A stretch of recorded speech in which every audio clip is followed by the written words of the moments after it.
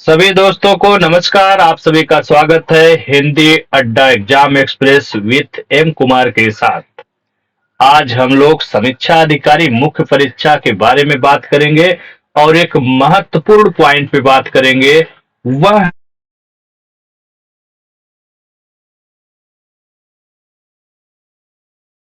आपको पता चलेगा कि जीएस तो ऑब्जेक्टिव होता है, कोई मॉडल पेपर का रोल नहीं है। फिर एक हिंदी का पेपर होता है, वो भी ऑब्जेक्टिव होता है, कोई मॉडल पेपर नहीं। बात करते हैं निबंध की। तो निबंध में क्या है? मान लीजिए खंड क से आप ख करना चाह रहे हैं तो ख लिखिए, निबंध का टॉपिक जो दिया हुआ है उसका हेडिंग डालिए और निबंध लिखना शुरू कर दीजिए।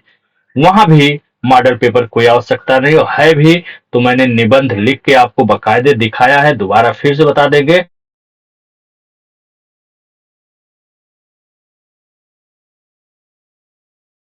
दिया लेखन का पेपर, इसमें कुल 5 प्रश्न आते हैं। 5 प्रश्न कई खंड में बटा होता है।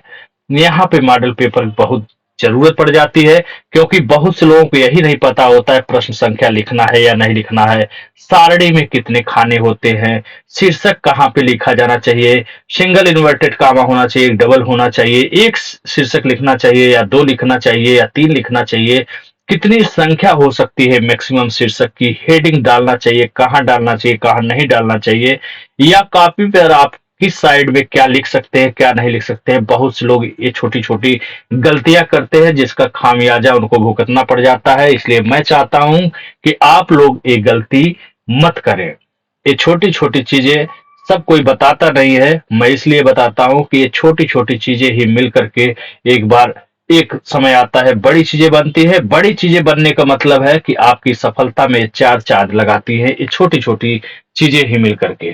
ठीक है? जरूरी नहीं है कि आप केवल पढ़ करके जाएं, प्रश्न को अटेंड करके आए और आपको लिखने का तरीका ही नहीं पता हो और आप उम्मीद करें कि आपका सिलेक्शन हो जाए। आप कहीं का ईंट कहीं का रोड़ा बैठा रहे हैं। तो मुख्य परीक्षा का पाठ्यक्रम आप सभी को पता है। ठीक है? तो पहला तो हो गया सामान्य हिंद जी समान अध्ययन हो गया, दूसरा हिंदी का पेपर हो गया ऑब्जेक्टिव, उसकी बात नहीं करेंगे, बात करेंगे 2 नंबर का हिंदी आलेखन की। तो यहाँ पे आपको पता है 5 प्रश्न आते हैं। ठीक है? इसमें देखिए पहला प्रश्न है गद्यांश शीर्षक सारांश पूछा जाता है। ये कुल मिलाकर के 21 नंबर का होता है। इसको कई खंड में बांटा जाता है, कैसे वो मैं बताऊंगा। दूसरा प्रश्न होता है सारणी रूप लिखना होता है आपको। तीसरे पे आता है पत्राचार, जिसमें 3 पत्र आपको लिखने होते हैं। फिर आता है परिभाषिक शब्दावली, जिसमें प्रशासनिक एवं वाणिज्यिक वाणिज्यिक शब्दावली आते हैं। 10 शब्द दिए जाते हैं, 20 नंबर के रहते हैं, उनको कैसे लिखा जाता है। फिर तीसरे पे मुहावरे एवं लोकोक्तियां हैं, 5 आते हैं, 10 नंबर के होते हैं। फिर कंप्यूटर आता है। कंप्यूटर के साथ ये है कि कभी कभी 2 प्रश्न पूछे जाते हैं जो 5-5 नंबर के होते हैं, और कभी कभी 5 प्रश्न पूछे जाते हैं जो 2-2 नंबर के होते हैं। अभी इधर तो फिलहाल छोटे छोटे प्रश्न ही पूछे जा रहे हैं। इस बार देखिए क्या पूछता है। ये तो सामान्य आपका हिंदी हो गया, इसकी बात ही नहीं। तो बात करते हैं मॉडल पेपर। तो देखो आजकल जो पेपर पूछे जा रहे हैं, जो पेपर मतलब कॉपी आपको दिया जाता है मेंस का, उस पर प्रश्न छपे आ रहे हैं। ठीक है? उस पे प्रश्न नंबर 1 ऐसे आपका छपा रहेगा। ठीक है? यहाँ पर आपका ये जो गैपिंग दिख रहा है, यहाँ पे आपका गद्यांश लिखा रहता है। ठीक है? और पहला इसका खंड क होता है, गद्यांश का उचित शीर्षक दीजिए। आपको ऐसे लिखा रहेगा। बस आपको इतना करना है, यही लिखना है, गद्यांश का उचित शीर्षक निम्नवत है। कौन सा निम्नवत है? जैसे कोई गद्यांश है, उसका शीर्षक बन रहा है परहित महात्म्य, आपने ये शीर्षक लिख दिया। पर्याप्त स्पेस होता है, एकदम बढ़िया से लिखिए, जरूरी नहीं सटा सटा के लिखिए, गैप करके लिखिए, बढ़िया से अपना स्पेस दिया रहता है, स्पेस की कोई कमी नहीं होती है।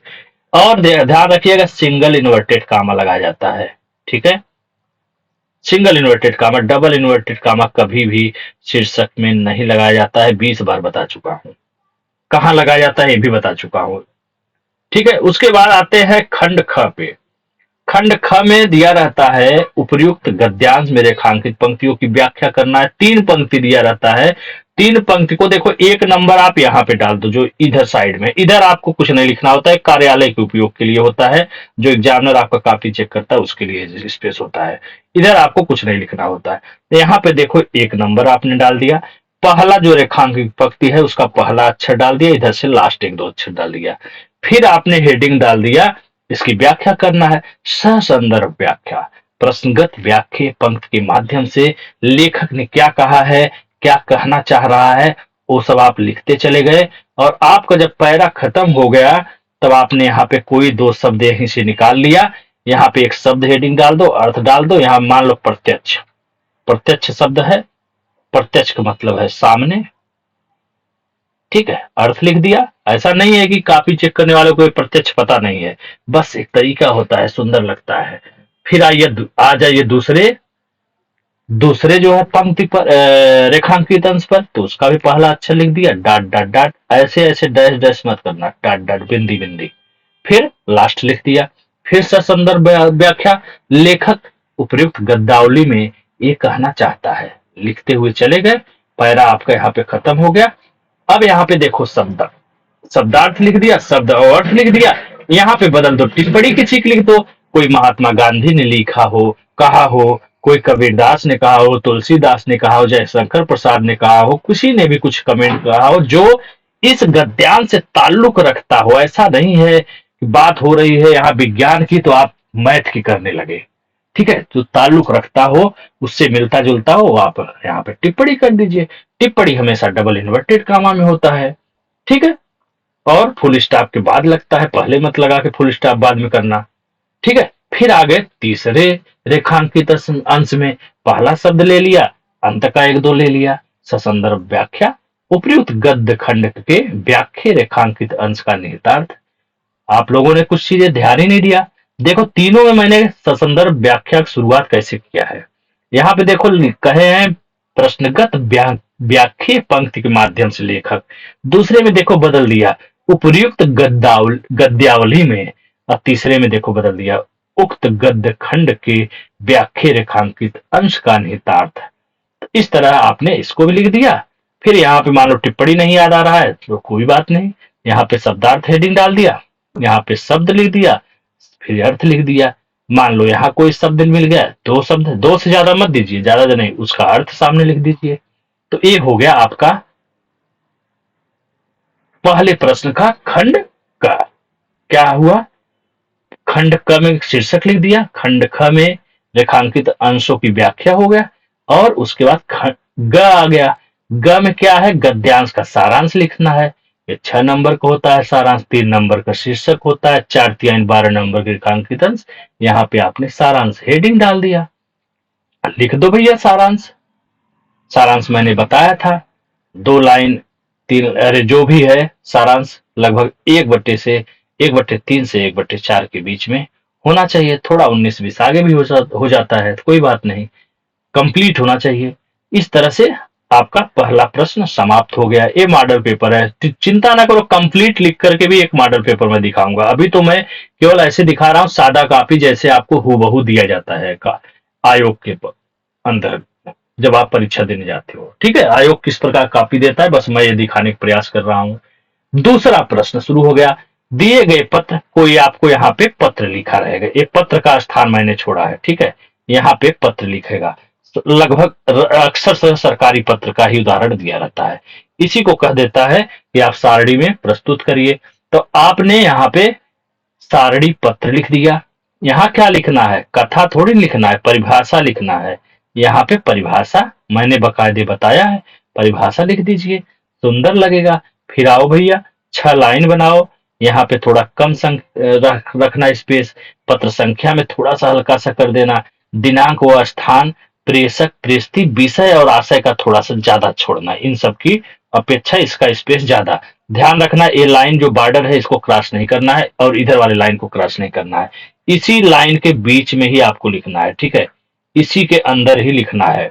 6 खाना आपको बनाना है, 6 खाना में क्रम संख्या पहला, दूसरा पत्र संख्या, तीसरा दिनांक व स्थान, चौथा प्रेषक, 5वां प्रेषित, और 6ठे में विषय या आशय, या विषय व आशय लिख दिया। 6 खाना इस तरह से आप लेटर को देखते हुए बना लीजिए। सब कुछ तो ये सब मैंने बहुत आसान बना दिया। जो जान होता है, जिसे दिल कहते हैं, वह होता है किसी पत्र का विषय व वास्य। दिल हो दिल, ठीक है। यहाँ आपका प्रभाव जम गया तो ये 15 नंबर का होता है, तो इसमें आपको 12 नंबर भी मिल जाए तो बड़ी बात नहीं है। और सही से इसको नहीं लिखेंगे तो 5 नंबर भी नहीं मिलेगा, तो इसका ध्यान रखना, ठीक है। गलत सही कोई पढ़ा रहा है तो मेरी जिम्मेदारी नहीं है। अब आते हैं प्रश्न नंबर 2 खत्म। प्रश्न नंबर 3, निम्न प्रश्नों के उत्तर दीजिए। तीसरे में क्या था, याद है कुछ कि नहीं याद है? नहीं याद है, आओ दिखाते हैं। ठीक है, कितना समझाना पड़ता है यार बच्चों की तरह। तीसरा प्रश्न कहाँ गया? ये देखो, पत्राचार है, 3 पत्र लिखना होता है, ठीक है। 3 पत्र लिखना होता है। आ जाओ अब आगे। 3 पत्र लिखना होता है। 3 पत्र में क्या है, निम्न प्रश्नों के उत्तर दीजिए। मान लीजिए कोई पत्र है, यहाँ पे लिखा हुआ है, तो पत्र का परिभाषा चाहे पूछे चाहे न पूछे, 3-4 लाइन का 5 लाइन का होता है, लिख दीजिए, प्रभावित करता है।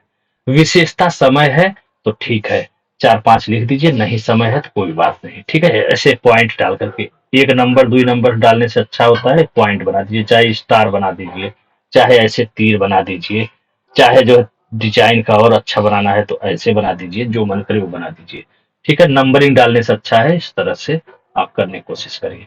तो पहला पत्र हो गया, उसकी परिभाषा हो गया, विशेषता हो गया। मान लो आपसे कहा है परिपत्र का उदाहरण देने के लिए, तो परिपत्र का उदाहरण, और यहाँ से आप जो भी पत्र संख्या, प्रेषक प्रेषिती, विषय, अनुभाग, दिनांक, स्थान, महोदय वहोदय करके शुरू करना है, शुरू करो। यहाँ 2 नंबर करके शुरू करना है, कर दो। यहाँ फुल स्टॉप कर दो। भवधी वगैरह जो लिखा जाता है वो सब लिख दो। प्रतिलिपि निम्न को सूचनार्थ एवं आवश्यक कार्रवाई हेतु प्रेषित, नंबर 1 2, और यहाँ पे आप लिख करके समाप्त कर दीजिए। अगर चिंता मत करो, अगर पेपर पत्र आपका लंबा है, दूसरे पेज पे जा रहा है, तो टेंशन लेने की जरूरत नहीं, स्पेस देख लेना। फिर आओ भैया दूसरा पत्र। 3 पत्र पूछता है ना, ये तो पहला पत्र है। तो तीसरा पत्र जो भी पूछा हो, यहाँ पे आपका दिया रहेगा, उसका परिभाषा लिख दो। यहाँ पर परिभाषा लिख दीजिए, फिर विशेषता 4-5 लिख दीजिए, ठीक है। विशेषता लिखने के बाद मान लो अनुस्मारक का प्रारूप पूछ दिया है, तो प्रारूप मतलब जो बिंदी बिंदी बनाया जाता है, ठीक है। जैसे संख्या, पत्र संख्या जो भी रहे उसको लिख के डाट डाट कर दिया जाता है। फिर यहाँ पे विभाग रहता है, विभाग रहता है, ऐसे कर दिया। फिर प्रेषक, प्रेषक हो गया, प्रेषक लिख के ऐसे ऐसे करके कामा लिखा जाता है। फिर मान लो उसका शासकीय पता है और ये सब चीजें रहता है। फिर आता है प्रेषती का नंबर, ठीक है, प्रेषती लिख दिया। प्रेषती का नाम तो नहीं पता है कि प्रारूप में। फिर उसका शासकीय पता होता है, उसको लिख दिया। फिर उत्तर प्रदेश का है या भारत सरकार का, उसको लिख दिया। फिर यहाँ पे आपका विषय शुरू हो जाता है। फिर यहाँ पे लिखा जाता है अनुभाग। फिर यहाँ पे स्थान व दिनांक, ऐसे लिख दिया। फिर यहाँ से महोदय करते हुए शुरू कर दिया। महोदय को थोड़ा यहाँ से शुरू करना पड़ता है, फिर ये लाइन थोड़ा बढ़ा दिया जाता है, ठीक है, यहाँ से।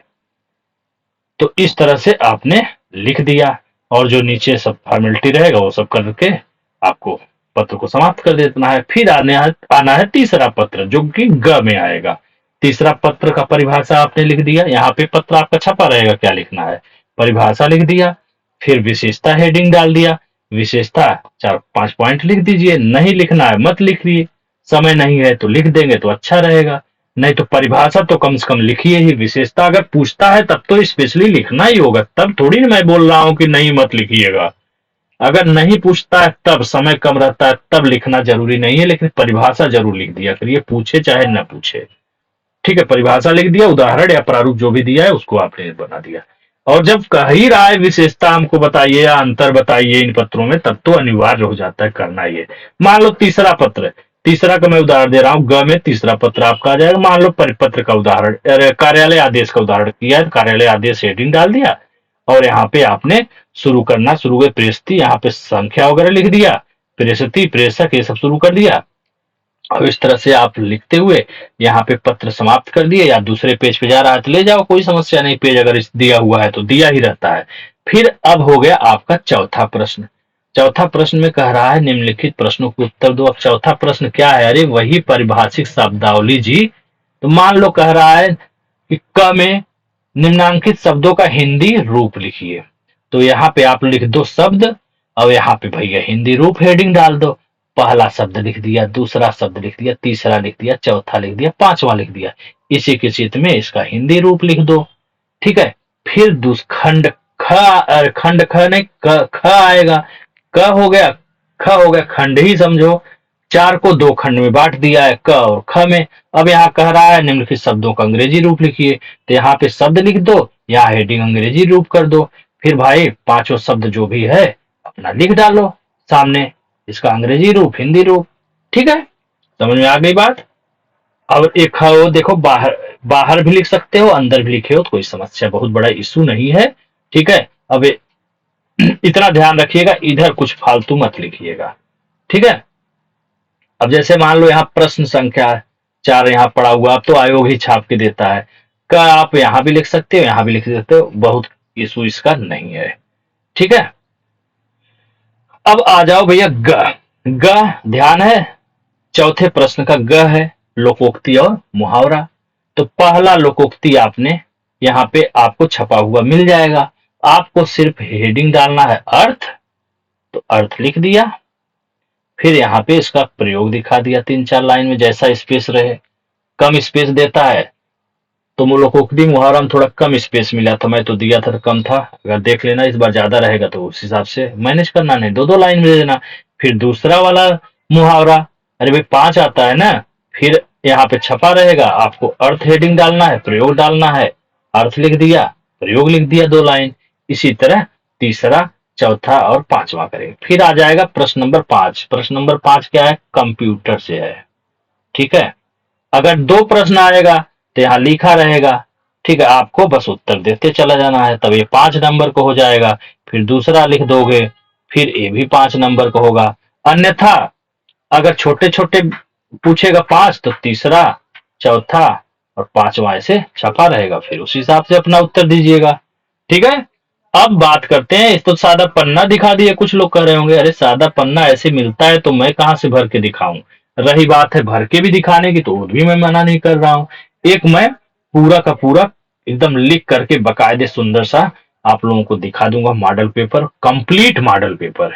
ये तो बस कॉपी मैंने दिखाया है, आयोग जो आपको देता है कैसे आपको लिखना चाहिए, इन सब के बारे में, बारीकियों के बारे में मैंने चर्चा कर दिया है। उम्मीद करते हैं कि आपको ये छोटी छोटी चीज बहुत पसंद आएगी, और नहीं पसंद आ रही है तो धोखा कर रहे हैं आप अपने साथ, क्योंकि ये सब सारी चीजें बड़े बड़े जो हवा बनाए हुए हैं कोचिंग, जिनके पास लाखों सब्सक्राइबर है, भाग रहे हैं, भीड़ भीड़ की तरफ भाग रहे हैं, भाग रहे हैं आप लोग।